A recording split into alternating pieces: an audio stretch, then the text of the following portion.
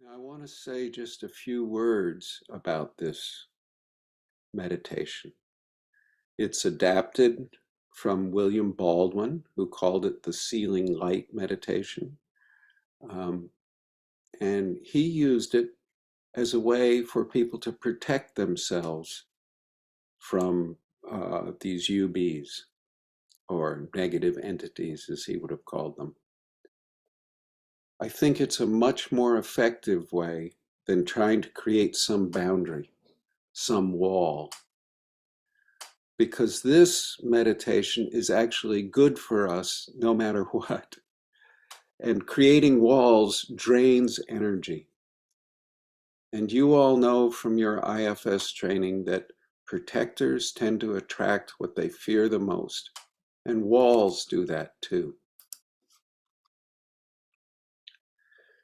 This meditation at first, if you spend a great deal of time on it, one-on-one with people, and talk to them about everything they discover inside their bodies, can easily take 20 minutes. But if you practice this meditation, it becomes something you can do in a few minutes or even a breath. So it becomes a tool you can use if and when you feel you want more protection from the energies you're dealing with. The real protection is not being afraid, being in self. And this meditation can help us with that.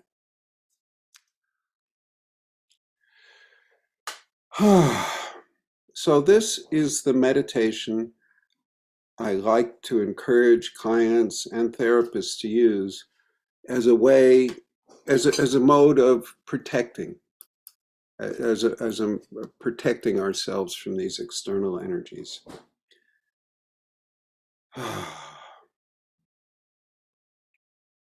So we're starting to go into that familiar path down into our inner worlds. And I'm sure for all of you, it's very familiar by now. Gently taking that path. I think of it as the longest journey any human being ever makes is the 18 inches between their brain and their heart. So let's make that journey down inside ourselves and greet all our parts. Hi, gang. Good morning, good afternoon, good evening, whatever it is for you. And then ask all your parts if they'll give you a little space today. And what we want to do is to get curious about the center. There's usually a little spark of light as we look down inside ourselves. There's a spark of light. Some people experience it as a center of warmth or a life force or some kind of resonance or vibration. But most people in the West seem to experience it as a spark of light. And this spark of light, in many ways, is who we really are. You could consider it an image or representation of self. I want to ask you to focus on the spark of light or warmth or life force or vibration or resonance, whatever you perceive today, deep inside you. And open all your sensory modalities to this center, this spark. And there seems to be a law, a rule of inner physics, that as you focus on things, they grow larger. More and more detail is revealed. Focusing on this light, you might start noticing that it has colors and that it moves. Or if it started with a vision, an image, you might start feeling it as a sensation in your body and welcoming that sensation and becoming curious about it.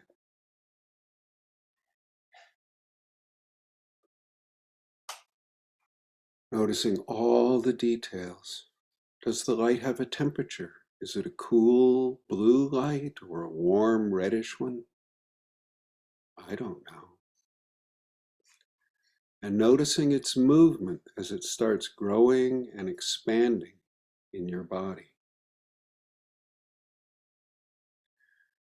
Now as this light or warmth or resonance grows and grows deep inside of you, we want to notice if there are any obstructions or constrictions or boulders or objects in the way deep inside of us.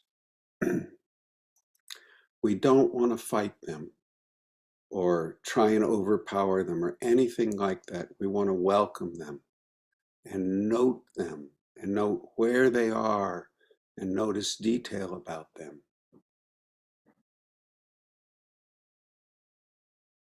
And then as that light or warmth or vibration keeps expanding through all your tissues and organs, notice any of these constricted places with curiosity and hopefully compassion. And if there's some of these places you can't have curiosity about, that's very important. Making a special note of that. And letting this light, warmth, vibration, resonance expand and expand and expand until it fills your entire body all the way to the skin. Carefully noticing front and back. Any places where it's shadowy or doesn't flow easily. Or you might see objects in there very clearly. Boulders or things or even people and parts. You want to note all these and remember them all because they're important trailheads, they're guideposts to work that will be good to come back to in the future. And then when it feels that this life force, light, warmth, energy has gotten all the way to your skin and filled every organ of your body and every cell of every organ of your body,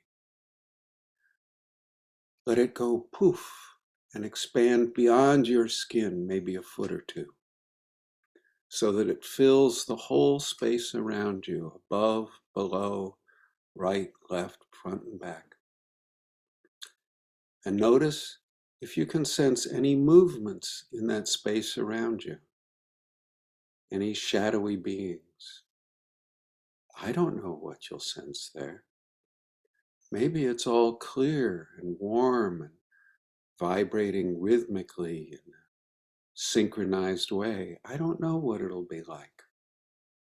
Notice any turbulence in the waves and rhythm, any syncopations or irregularities. It's really important information. In many ways, this meditation is a way to gather information.